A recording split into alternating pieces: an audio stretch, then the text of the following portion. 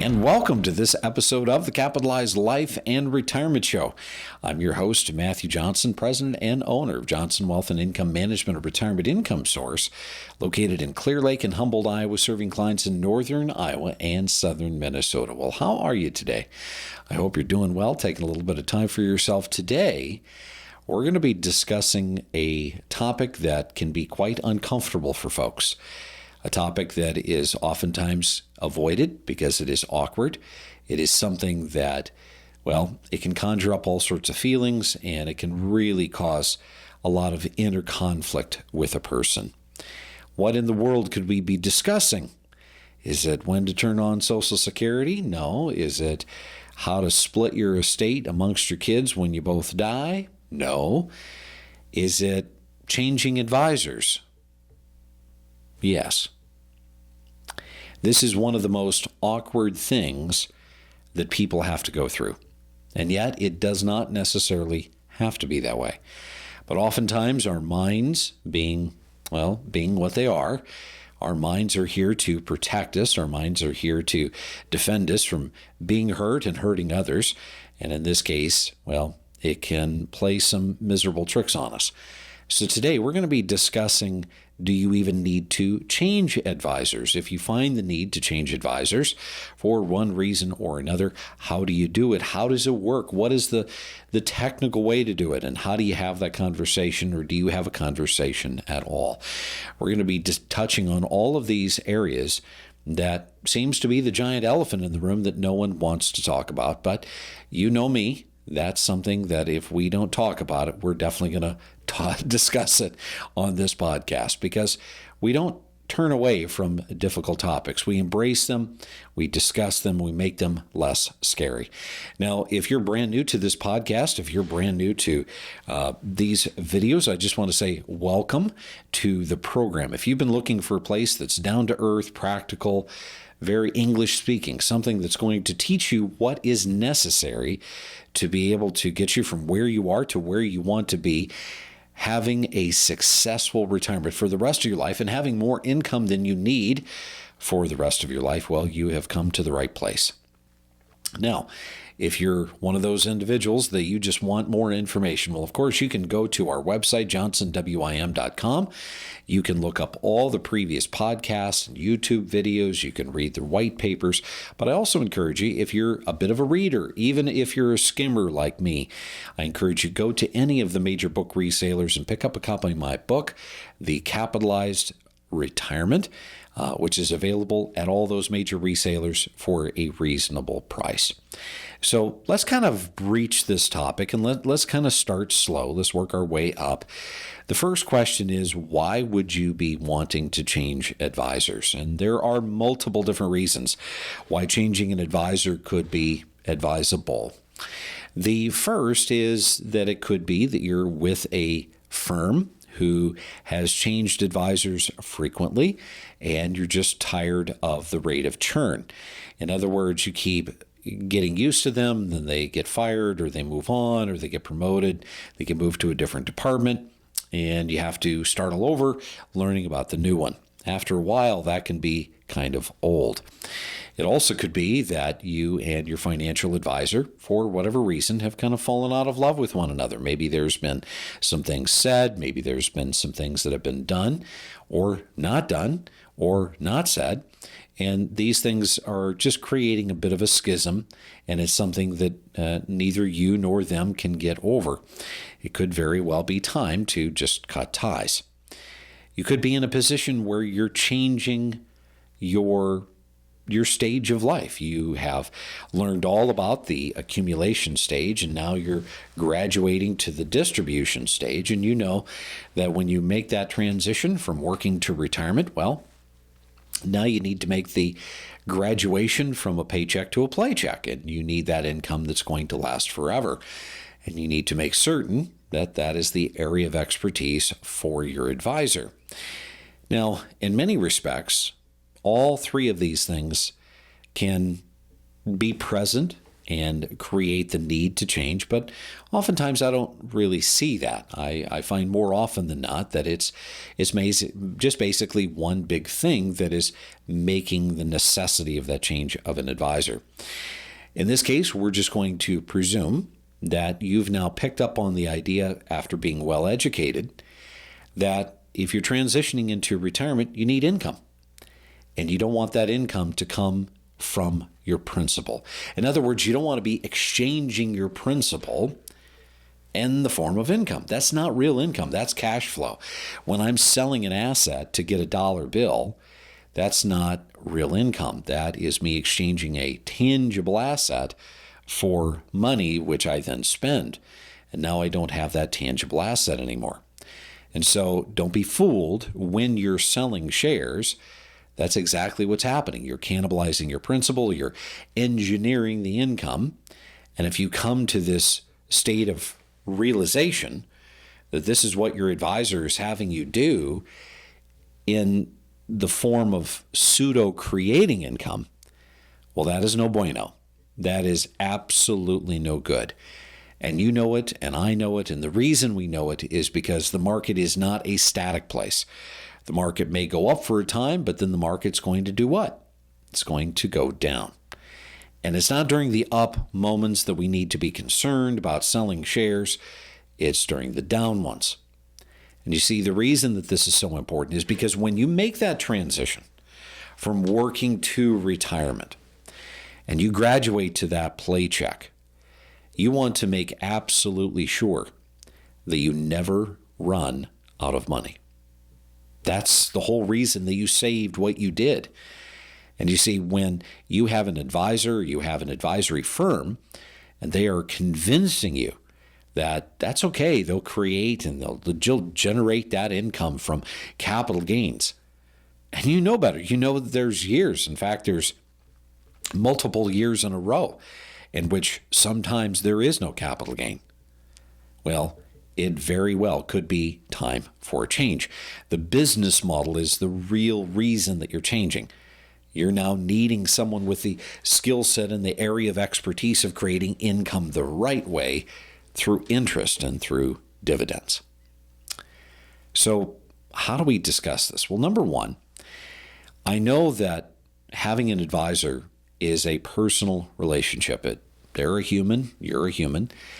And depending upon how long you've been with your advisor, you may have strong feelings for this person. Now, granted, if you don't like them, well, it makes it a little easier to leave them.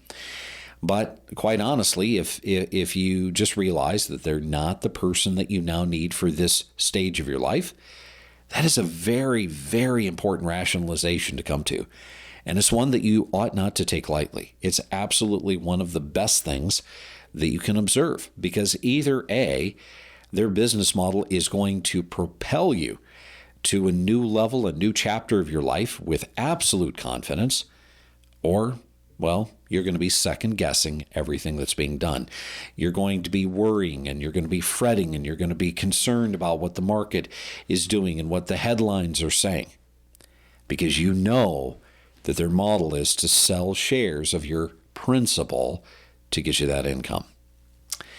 So if we've come to that place where we know that it's necessary to change advisors, you don't want to change advisors without, and I know this sounds so silly, so simple, but without finding that replacement advisor first. This is one of those things where I suppose you could sell your current car and then take that and find a new car. But oftentimes, this is the reason why people trade in the old car at the same time that they're buying the new car. This way, they don't have a gap in transportation. In the same way, you need to know and be absolutely 100% confident that the financial advisor, the fiduciary that you have now chosen to work with, number one, their business model is exactly what you need for this stage of your life. You need to make certain that you're confident in their skill set and you respect them for the skills that they have. They have plenty of tenure and experience, or they work for a firm that has thoroughly vetted them, trained them, and has taught them what is necessary for you, the client, to do. Now, what happens then? Well, in this case, this is where we take the assets from the old and we give them to the new. And this is where we think in our minds, oh my goodness, I'm going to have all of these awkward conversations. But the reality is that that's not really the case. You see, technology has changed so much over the course of time that when we change advisors, when we change institutions, everything is done electronically. No one really talks to anyone else. Moving money from Merrill Lynch to Fidelity, or moving money from EDJ to your advisor's institution, whomever that may be. Those things are done electronically. Now, should you have the conversation with your advisor? Well, that is an independent decision. But here's the thing. My clients have taught me over the years and years of working with clients and them making the decision to hire me as their advisor, that there are certain phrases, certain sentences to use that will help to reduce the stress and the anxiety on this conversation. If you really feel that there is a deserving Dear John call, we'll call it, the conversation is actually quite simple. And if you'll follow the advice here, I think you'll find that this makes it a lot better. Number one, hey, Bob, this is John. I just wanted to call today to say thank you for everything that you've done for us. But we've decided to go in a different direction, and I hope you can respect our decision. That's it. Very short, very simple, very to the point. You see, when it comes to taking and moving from one professional to that of another, it's important to not waste that old professional's time. Booking an hour appointment just to spend 5 minutes with him really would be disrespectful. That would take time out of his calendar that he could be spending with other clients. And so oftentimes a phone call is the best approach, even if it's a voicemail. And really what this is it's a very respectful way of thanking him for everything that he or she has done, letting them know that you've decided to go in a different direction, and just asking them politely, asking them to cordially accept your decision as being final. Now, some are often scared, well, that advisor is going to somehow jam up moving the money from point A to point B. Has that happened? Maybe, yes. Does it happen routinely? I can tell you within the thousands, it's maybe happened a handful of times. The reality is that these big institutions today, whether it's Vanguard or Merrill Lynch or whoever, everything is done electronically. And if there are signatures of your signature on a form that says transfer, there's not a single thing that that advisor can do to stop that. Now, here's the thing. Again, why do we want to broach the subject of changing advisors? Why is it so important? Why is it vital? Because I want you to think about the fact that you have spent literally 30 years or more of your life, likely more, saving for this very moment in time. And this money that you have worked so hard to save now must take you into eternity. It must take you for the next 15, 20, 25, who knows, maybe 30 years in retirement. It has to last. And not only does it have to last, it has to be able to make certain that it's providing you the income necessary to cover and to sustain your lifestyle. It needs to create the income that you want so that you can do the things that you want to do. Spend the time with those that you want to spend time with. Doing the things that you want to do for however long you want to do them. It is the income necessary to satisfy the required minimum distribution when you someday reach the age of 73. You see, these are all the reasons why you are very thoughtful in selecting the institution, the financial advisor that will be with you for the rest of your life. And here's the thing that may surprise you. Oftentimes, the financial industry gives you this innuendo, this idea that the advisor that you started with is the advisor that you end with. And I'm sorry to say, in almost 30 years of working with clients, that is absolutely not the case. Most of the time, the financial advisors that we used, the institutions that we were a part of in the accumulation stage of our life, those institutions, those advisors, that was their skill set. That was their primary objective. But when you get to the distribution side, and now we realize that the math has changed, now we have to start taking out instead of putting in. We have to start withdrawing. This is going to be very important that you find the absolute person, your person, the firm that is going to support those goals, those wonderful ideas and plans that you have for retirement. And be very, very wary of the advisor that says, oh, I can do that too. Because here's the thing, you know what they say, just like all of us know, jack of all trades, that's right, master of none. Good. Either your goal is to be the absolute best at growth, or your goal is going to be the absolute best at distribution. But doing both equally well, I'm sorry, it just simply generally isn't in the cards. So find your person, find the firm that is going to support you and guide you and be here for you, regardless of how long you live. And will not only be here for you and for a surviving spouse, but also for your children, for your grandchildren. Because here's the beautiful thing. If your principal is remaining intact and your principal is generating like an income-producing machine, interest and dividend income the right way for the rest of your life, and your principal is remaining intact, guess what? That nearly guarantees you. It nearly guarantees your principal will be there as a legacy to your children. And after all, this is the reason why we want to have an advisor who knows that he or she or they will be there well beyond your lifespan. Hopefully this was helpful.